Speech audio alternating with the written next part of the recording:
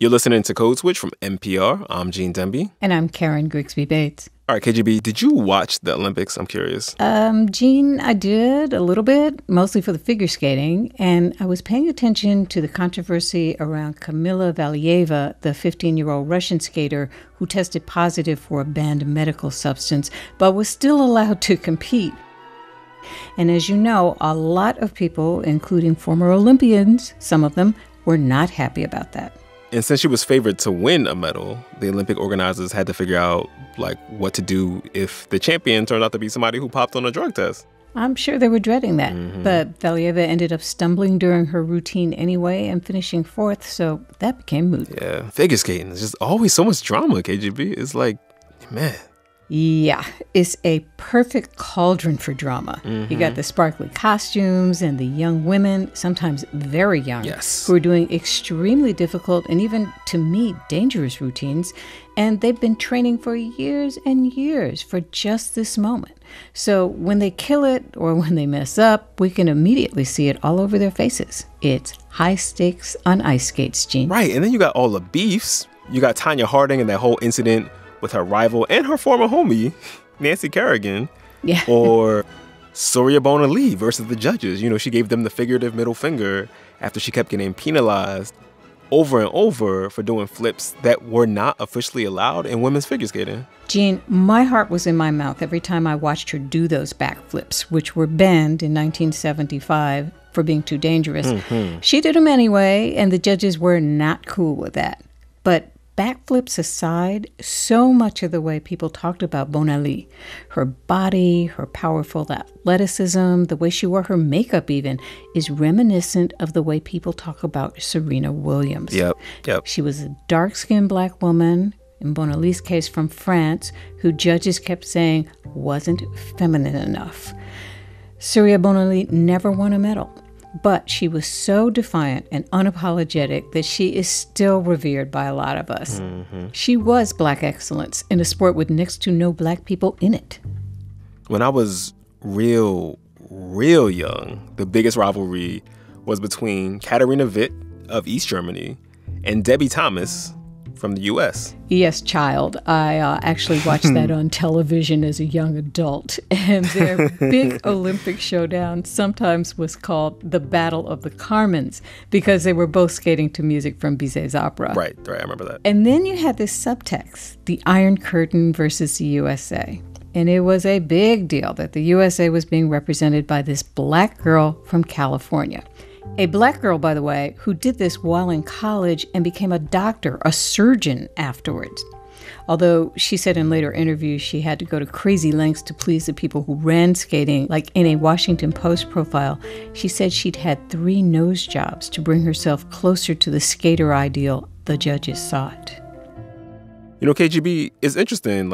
For a while now, U.S. figure skating at the highest levels has turned out some notable superstars of color, right? You got Michelle Kwan. Obviously, you got Kristi Yamaguchi. Recently, you have Nathan Chen. Very recently. And before them, Ty Babylonia in the 1970s.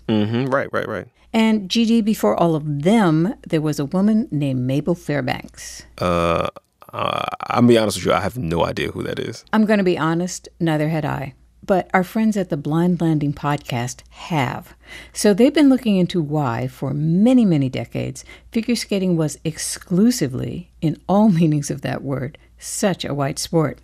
And they uncovered this amazing story about Mabel Fairbanks, a virtuoso who did more than anyone else to carve out space for black folks in elite figure skating. And while she never got her own shot at the Olympics, she trained and mentored those first skaters of color who did. Oh, wow. So she was kind of like the godmother of black figure skaters. Now, Mabel died a couple decades ago, but the folks on the Blind Landing team stumbled onto an oral history from Mabel Fairbanks recorded in 1999. Oh, wow. It's tape that's never been heard before because it was tape, and we don't use that very much anymore. Right. Mabel's story begins in the 1930s in her Harlem neighborhood. Yes. So the 1930s is this is when Harlem is the capital of Black America, basically. Yep, and totally segregated. So Mabel had been skating on a bumpy little pond in a Harlem park, and one day she decided to go to a real skating rink, the one in Central Park. And so she headed to Midtown and plopped down her coins to use this public ice skating rink. And the white people at that rink were not having it. So I stood in line, and then when I got to the window, the lady wouldn't take my money. Go back, little girl. Go away, little girl. Go away. Finally, everybody was in but me. So I got back up to the window. I said, hey, miss, I'm next. Go away, go away. So then the manager, he looked out across the ticket window and says, just let her in, she can't do any harm. So they let me in, but that was their mistake. From then on, they had to let me in forever. I'm going to let Danelle Waterburn of Blind Landing take it from here. Getting through the front door was always the first challenge. But once Mabel made it inside, she still faced verbal, sometimes physical harassment on the ice. The parents, we don't want her skating with our children. In fact, we don't even want her on the same ice. Get out of here. So I said, I paid my 50 cents, so you go see the manager. The manager of the ice rink on 52nd and Broadway looked out for Mabel. He let her skate late at night when there were far fewer people on the ice. On the rink at night, Mabel was able to be free. The only sounds were the wind in her hair and her blades slicing through the ice.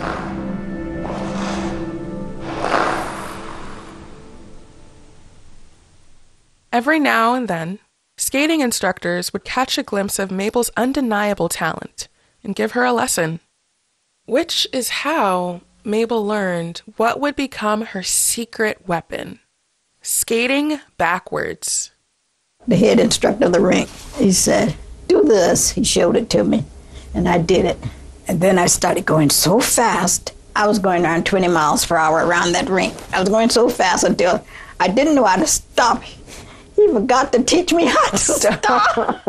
So I fell from this end and went all the way to the other end on my behind. Once Mabel refined her unique talent for skating backwards, it started catching people's attention on the ice. And soon, word traveled outside of the rink. The newspaper had me come over there to Brooklyn Ice Palace and had speed skaters come over. They said, now you skate backwards and the speed skater's going to skate forward. I can skate faster than the speed skaters. So anything going backwards I could do. I wasn't too good going forward, but backwards I had it all. So that was my thing, skating backwards. Over the next few years, more and more newspapers started writing about Mabel. Even Time magazine wrote a piece about her, saying that she was as good as the top skaters. With the newfound praise and attention, Mabel thought she could make a living as a professional skater in ice shows. I tried to get into the Center Theater show and try to get into the Ice Fallers. They say, we don't hire Negroes, because they were saying Negro around that time. And I kept trying to tell them I was black. They said, you should be ashamed of yourself calling yourself black. And I said, I'm not a Negro, I'm black. I said, my grandfather told me I belonged to the black race. But that didn't mean a thing. Mabel knew who she was, and she wanted others to see her as she saw herself. But she was trying to explain herself to someone who didn't see her at all. It said, you know what would happen? If you go out on that ice, everybody in the arena would walk out. I said, I tell you what, I'll work for free the first night. And then if the people do not walk out and applaud me, you can give me a contract. They said, no, we can't take that chance, because if the audience do not walk out, then the cast would walk out. They will not skate with you. Rockefeller Center Theater wouldn't hire her. Ice Follies rejected her. It seemed like no one wanted to give Mabel a chance. Until Sonia Henney came to town, and I'd gotten very good now. Her manager, he said, you know something? I could get you into Sonia Henney's show. Sonia Henney, the most famous skater in the world. This was the chance of a lifetime. the agent. He told Sonia that he had this black girl. Sonia, when she came, she said, "Is Mabel Fairbanks as good as people say she is?" He said, "If she wasn't, I would not have signed her up for your show." So she said, "Then if she's that good, she's too good for my show, she'll steal it. No, she cannot be in it." Sonia Henney, the world's best figure skater, felt too intimidated to skate with Mabel. But America's best figure skater wanted to nurture Mabel's talent. Mabel Vincent, whenever she came to New York, she would work with me. Mabel Vincent was a 9-time U.S. national champion. She knew greatness when she saw it, but she also knew the limits of how far Mabel could go. And she said, "Now this is our secret. Don't tell anyone that I'm working with you, giving you lessons." She said, "Because you're not going anywhere. They're not going to allow you in competition." There were no signs of change on the horizon in the exclusive white world of competitive figure skating. I just thought, if you're that good, you just go to the Olympics. But no. It was the mid-1940s, and with no route to joining a tour, no path to competing, Mabel realized she had to take matters into her own hands. Mabel Vincent said to me, "Mabel, you're not going to get into any show. You have to do your own show." After the break, Mabel starts her own show and a movement. There was no question that for some reason the stars were all aligned, that most of the top black skaters were being taught by Mabel Fairbanks. Stay with us. Gene. Karen. Code switch. So as we heard before the break, Mabel Fairbanks realized that if the white folks who ran the ice skating troops wouldn't let her be in their shows, she was just going to have to start her own. Here's Donnell Wedderburn. But that was so much easier said than done. After all, to do an ice show, you need a rink. So Mabel and a family friend named Wally Hunter built her very own portable ice rink. Uncle Wally had built a little 6x6 ice skating rink, which I kept in my bedroom. And I would practice until I got tired, and then I would go to bed and sleep a couple hours and get up and practice some more until I learned to master that 6x6. And Mabel had it down to a science. It's just put in crushed dry ice, and then on top you water it down, and within an hour you had a sheet of ice. She managed to design a whole show on that 6x6 mobile rink. She'd write her own music and sew her own costumes. Mabel was doing things on the ice that hadn't been done before. She was infusing modern and tap dance into her routines, modeling herself after cutting-edge black dancers like Katherine Dunham and Jenny Lagan. But when Mabel practiced at the ice rinks, the white establishment there, they just didn't get it. After all this jive and everything I was doing on the ice, they'd say, "You're not skating, that's dancing." And then when I get ready to dance, they say, "You're not dancing, you're skating." There's always some excuse.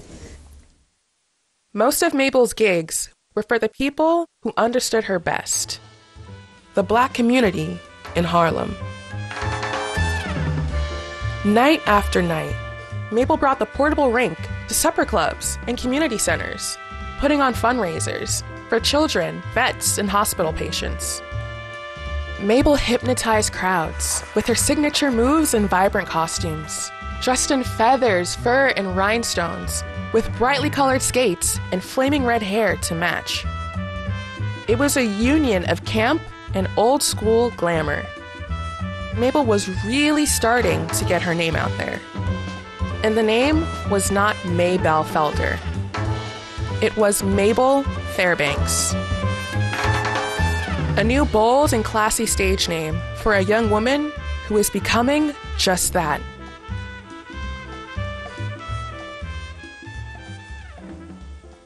A new chapter of Mabel's life started in January 1950, when she got her very first touring opportunity, an ice show that was traveling through Latin America and the Caribbean. The way the promoters saw it, what made Mabel a liability in America made her an asset in countries like Antigua, Mexico, and Barbados. You're going to a dark country. You've got to have a dark skater. That's for sure. For some Black artists during segregation, one way to escape the unique confines of American white supremacy was traveling abroad for work. This was a chance for Mabel to grow as a performer. Skating on custom-built sets alongside a cast of other artists, learning new moves and routines. And experiencing that creative growth helped Mabel land her first big gig back in the States. When I got back from Mexico, well, that's when Frosty Frolics came up for me. It's Frosty Frolics, your musical comedy on ice. Frosty Frolics was a weekly variety TV show that featured the country's most talented ice skaters, including Mabel. It was filmed in Los Angeles, where she had made a new home for herself. Driving down the sun-drenched roads, turning on to the Paramount Studio lot to perform in front of a live audience. It was everything she wanted. It was just fantastic.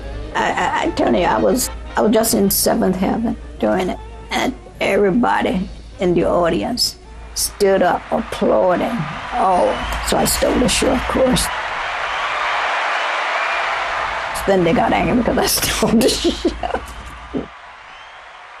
Mabel was expected to dull her shine and fade into the background. I did all these numbers, and then, don't you ever do that again. You're not going to be in the show. I'll find some way to get you out. And soon enough, a higher-up at Frosty Frolics made it clear that there would be a price to pay for her star shining so bright. Mabel, you've got to fall. I said, what do you mean fall? He said, if you don't fall and let the audience see you fall, I'm going to write you out of the show. The Frosty Frolics producer wanted Mabel to fall in front of the audience. He wanted Mabel to look like a fool. And so, stupid me, I went on and did a fall. So he wrote me out of the show anyway. But I wasn't clever enough to know this. Taking that fall, Mabel called that moment the one regret of her career. Mabel knew it was possible to achieve greatness because she saw her peers doing it. Mabel would mingle with other Black performers, jazz and blues women like Ella Fitzgerald and Josephine Baker. Like Mabel, they also moved to Harlem as young girls with big dreams and grew up into women who were calling the shots, who had agency, who were changing things for the next generation. That's what Mabel wanted to do. That's who Mabel wanted to be. It might have been too late for Mabel to reach the heights of competitive skating, but she felt this was the moment for the next generation of Black skaters to break through. So I wouldn't let anyone turn me around because God had chosen me to put Black skating on the map. And that's exactly what she did. By the mid-1950s, Mabel had settled into her life in LA and found a new career as a skating instructor. It was the start of the civil rights movement. Athletes like Jackie Robinson and Althea Gibson had broken the color barrier in baseball and tennis. And Mabel knew this was the moment to make a change in the skating world. Since I could not get in, then I had to train other Black skaters to get in. It finally seemed possible for a Black skater to enter the competition ranks. But there were still big hurdles to making that change happen. As Mabel saw it, 3 big hurdles. I said, I've got to work to get minorities into clubs. The first hurdle was membership. In order to compete, you needed to join a skating club, but no clubs would give Black skaters membership. That's when I learned about individual membership. Mabel discovered an ingenious loophole. If her students said they were too busy with school to join a skating club full-time, they could take the skills test needed to qualify for competitions with an individual membership.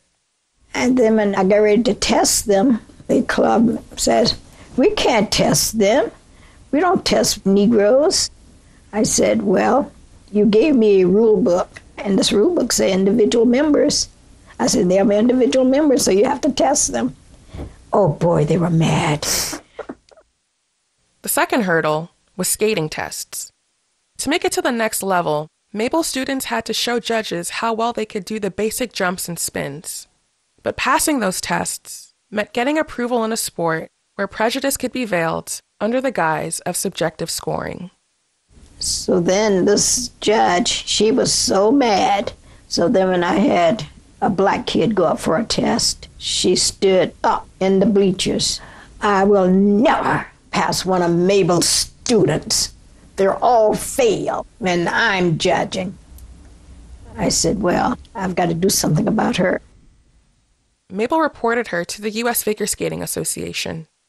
So I wrote to USFSA and told them this woman was biased, and I said, this woman should not be judging. From then on, she passed every one of my kids. She was so afraid of me. Her instincts were right.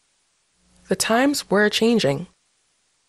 The third and final step in Mabel's plan was also her greatest joy: finding kids who could skate. And I mean really skate. Kids like Atoy Wilson. I was this little black kid who loved to figure skate, who wanted to be a good figure skater, and she was able to nurture that element for me to be very proud of who I was. Atoy Wilson met Mabel in the late 1950s. He was 8 years old, and Mabel threw him right into the deep end, his first time on the ice.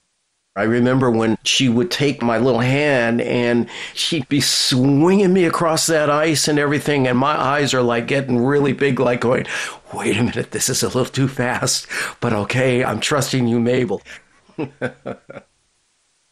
Mabel left a lasting impression on Atoy, one that he remembers vividly, 60 years later. You know, she always had her gold skates or pink skates or red skates, red hair sometimes, pink hair sometimes. You know, Mabel, body-wise, was not a little petite ballerina. She had a strong bone. You know, she had that strength about her. Mabel had been teaching for years, but Atoy was the first black student she thought could go all the way. And Atoy just loved it. He ate it up, learned real fast. And he was so far above everybody else. Even before I was skating, she was instructing other black kids, sort of recreationally. But she said, this little boy has this talent. This little boy is going to break open the doors that Mabel Fairbanks is opening for him. And Mabel was right. In 1966, Atoy became the first African American to win a U.S. national title in figure skating. Mabel had that unique spark that just, you would want to do anything for her. You know, she'd say, jump higher. Yes, I'll jump higher, because you feel it. The combination of Atoy's dedication and Mabel's ability to train and inspire was a recipe for success. Mabel's plan was working. Black figure skaters were making their way onto the scene. I don't think it was happening in Detroit. I don't think it was happening in Philadelphia, New York, Chicago. It was happening right here with Mabel, here in Southern California. And that is such. Myself, Leslie Robinson, Richard Ewell, and Shelley McClatty were the first African-American national pair champions. There was no question that for some reason the stars were all aligned, that most of the top black skaters were being taught by Mabel Fairbanks. And the bond is strong. I can't even explain to you how strong it is. This is Thai Babylonia. We are all bonded. Atoy, myself, Richard, Shelley, Bobby, Randy. We're family. She was one of the youngest in Mabel's constellation of promising skaters in the 60s.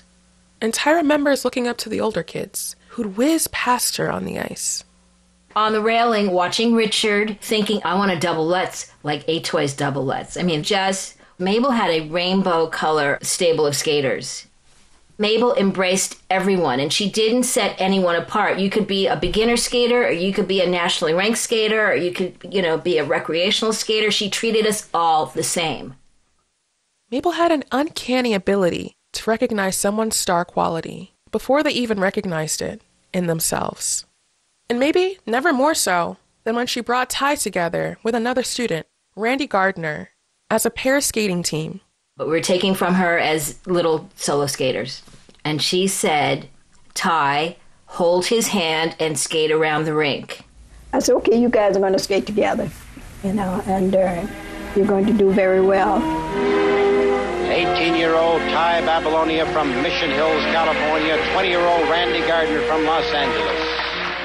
Ty and Randy, they became U.S. national champions and eventually world champions. Ty Babylonia and Randy Gardner have just completed a performance that's the best in the world. Mabel's coaching led to the manifestation of a shared dream. She funneled it all into us. Everything. To the point where if our parents couldn't pay for some lessons, no big deal. Pay me later. Pay me, you don't have to pay me at all. She was that kind and so not selfish. Mabel and her students, they were family. She was my second mom. We were the children she never had. She always called you a most amazing word. You were always her little precious. She would put us all in her little car, drive us to the rink. We'd stay there all day, and we would have sleepovers on Friday night. She had a beautiful home, Craftsman House in Laurel Canyon, where we would, spend the night. That was our second home. In some ways, she was our mother. She was our friend. She was our mentor. And eventually, we deserted her. We left her. Randy and I left. Richard Yule and Shelley McClatty left. Bobby Beauchamp left. We all left her.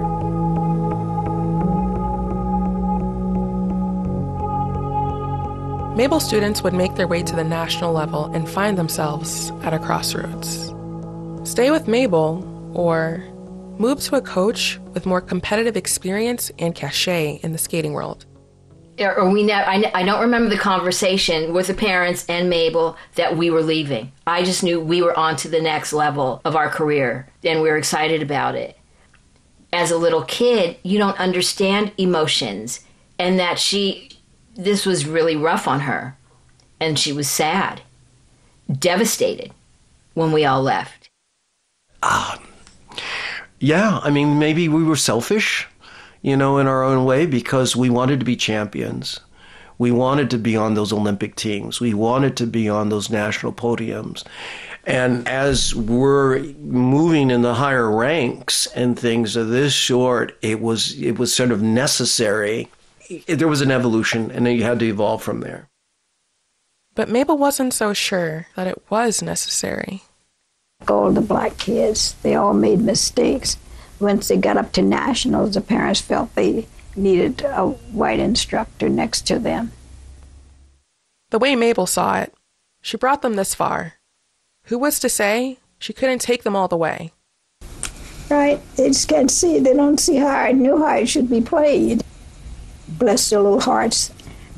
So it doesn't bother me.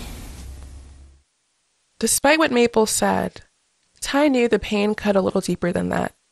She was pissed, as I think anyone would be when you lose your family to another skating coach, a white male. Yeah, she wasn't happy about it. But for Ty, as hard as it was to leave Mabel, there was no doubt in her mind that she needed to go train with another coach, John Nix, to make it to the top. He was the number one pair skating coach. It was so next level, and we improved so quickly with him. He had done it. He lived it. Mabel didn't live it. Mabel was not at the Olympics. Mabel was just surviving. She was limited. I hate describing it that way, but she was limited, especially as a pair coach. There's no comparison. But she did the best she could. But Mabel wasn't ready to lose her family. In the 1970s, after her star skaters had left, Mabel went to work for the coach that took on Ty and a number of her athletes, John Nix. As Mabel describes it, working with Nix was complicated. John Nix kept saying, "Why don't you come work over here? Why don't you work over here?" Because he wanted all my students over there, of course. In her new position at Nix Rink, Mabel felt relegated to the side. With Mabel, there's a little resentment to Mr. Nix. It was hard on her. It really, really was hard on her. Despite the complexity of her emotions, Mabel never took it out on the skaters. She stayed focused on the bigger picture. You know, life is too short to be angry with anyone. To be on this earth such a short length of time. I don't have time to be angry with anyone. I can't carry a chip on my shoulder. So I just say, be happy and help other people to overcome the burden they have.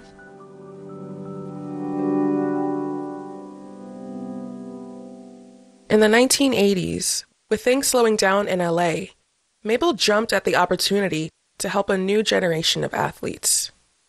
A coach named Jim Hulick invited her to come up and work with his group of diverse skaters in Northern California. He would ask me to do certain things with Rudy and Christy Yamaguchi. Only thing I would do would sort of give them good advice mentally, you know. I like serving as their mentor. The skaters Mabel mentored up north, Debbie Thomas, Rudy Galindo, Christy Yamaguchi, went on to reach new heights for Black and Latino and Asian American skaters. It was one more generation to experience Mabel's magic. By the 1990s, Mabel had retired from coaching.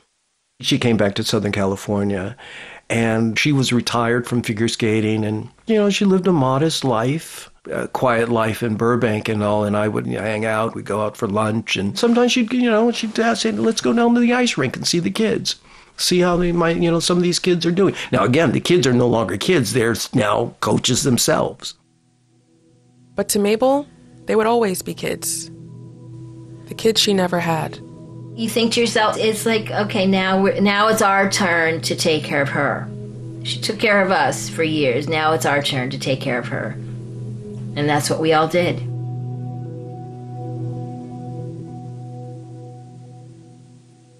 In 1997, Mabel was in her 70s when a letter came from Hugh Graham, the president of U.S. Figure Skating. Dr. Graham wrote me a letter and saying that, congratulations, you have been chosen as one of the inductees to the United States Figure Skating Hall of Fame. It was long overdue, but Mabel would become the first Black skater inducted into the U.S. Figure Skating Hall of Fame. I called Ty and told her that I was accepted and I'd be going. And she said, "Oh, that's good, Mabel. I will take you." That acknowledgement in 1997, that induction, that was it. That was her Oscar. And Ty was going to make sure that Mabel showed up to her Oscars looking like a star. When she was inducted into the Hall of Fame, she had really nothing elegant to wear. She had clothes, but it's like, well, no, you deserve something better, Mabel. So I took her shopping and she got this, I go, what's your look? What do you want to look like? She goes, I want to sparkle. So we got her this little sparkly jacket and a black velvet dress, and she looked amazing. Ty brought Mabel to Nashville, Tennessee for the induction ceremony at the 1997 National Championships. They walked down the red carpet, arm in arm, onto the ice, with Mabel leaning on Ty for support. As the world of competitive skating, the world that had rejected Mabel for so many years. But she looked glamorous, she was happy, she was proud. I loved it. And just the reaction from people she didn't even know in the arena. They rose. And the thunderous applause. Then they handed me the flowers. And then everybody was stood up when they called my name, of course, and was waving and so on.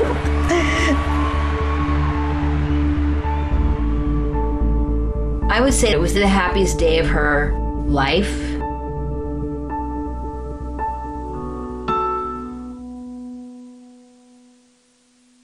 Mabel Fairbanks passed away on September 29th, 2001.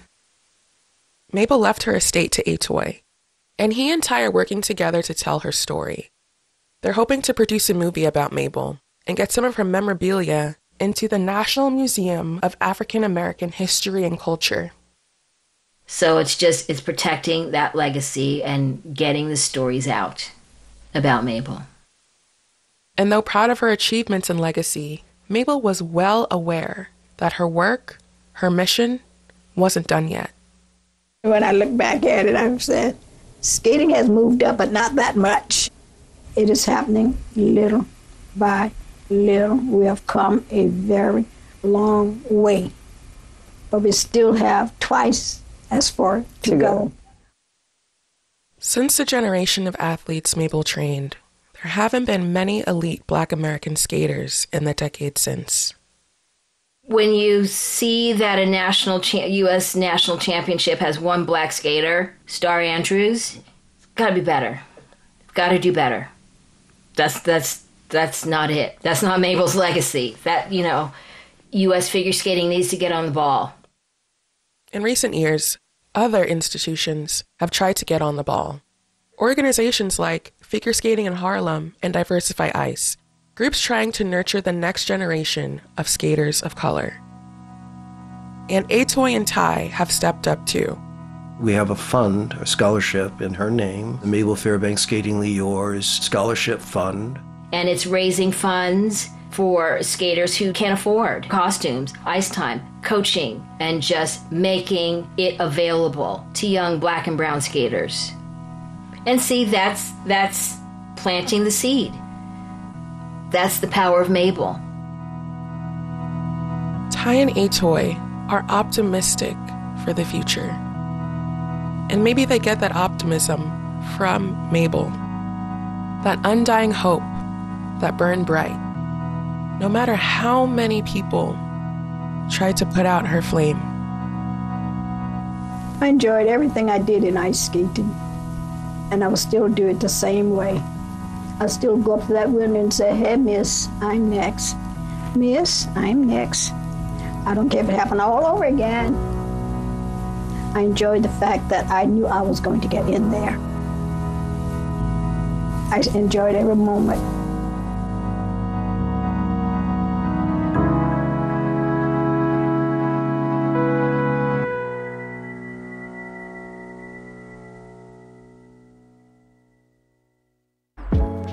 All right, y'all, that is our show. The audio of Mabel Fairbanks that you heard is provided with permission from the LA84 Foundation, which works with kids by using sports to promote development. This story was brought to us by the folks at the Blind Landing podcast, which does deep dives into elite sports.